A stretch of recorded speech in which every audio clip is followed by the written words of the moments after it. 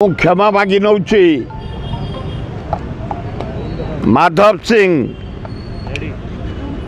1986 मसीह जन्म होते से बरगड़ जिलार बिंजल आदिवासी संप्रदायर घेस परिवार जमींदार थिले।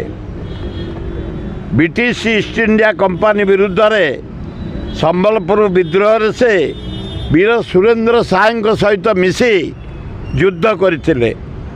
माधव सिंह तीन पुओ थिले, हटे सिंह, बैरी सिंह, गुजल सिंह। 1858 मसीह माधव सिंह सेना तांको बड़ पुओ हटे सिंह रायपुर सिंगड़ा घाटी उपरे इंग्रेज सहित युद्ध करी जीति थिले। पुणी 1858 मसीहा शेष इंग्रेज सहित युद्ध हला। से युद्ध रे इंग्रेज माने माधव सिंह बंदी कले एवं 1885 मसीह डिसेम्बर 31 तारीख दिन तांको फांसी देले। मु क्षमा मागिबार कारण होची मु जानी पारि नथिली माधव सिंह को।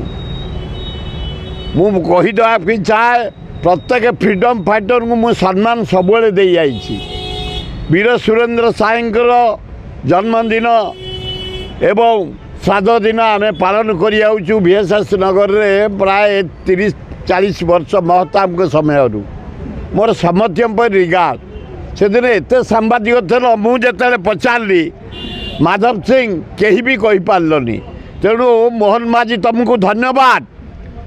तमें ना गोटे आर्थिक साहाय्य आदिवासी हरिजन पिला 5,000 धन्यवाद।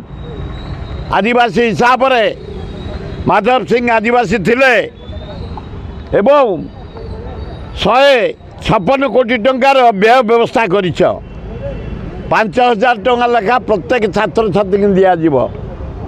तुमको धन्यवाद मोहन चरण माझी। माधव सिंह ना जड़े आदिवासी नेता नथिले, से ओडिशार गर्व थिले, भारत वर्षर गर्व थिले। ब्रिटिश सहित युद्ध करथिले। मोर तांको प्रति अगाध भक्ति अच्छी। किंतु से दिन जिते बड़े मु पचारि कहीं कही पार्लेनी। तेणु हे मोहन माझी मोर आपण को अनुरोध, ओडिशार जेते फ्रीडम फाइटर समस्तर बही बाहर करे स्कूल लोक मान को जन दिया जो आम भूल जापारूनु भूल हो जाऊँ। विराट भूल हो जाए मोर असम्मान दे देछि मु माधव सिंह की। तेणु क्षमा मागी नौ। किंतु प्रत्येक फ्रीडम फाइटर स्टोरी जनसाधारण को जनयार व्यवस्था करंतु। एड़े बड़ नेता, एड़े बड़ फ्रीडम फाइटर माधव सिंह, अथच आम जापारूनु भूल रही जाऊँगी, भूल बाहर जाइछि। तेणु आम क्षमा मागी नौ। प्रत्येक फ्रीडम फाइटर स्टोरी नुआ पीढ़ी जानवे कौन आमे तो जापारूनु।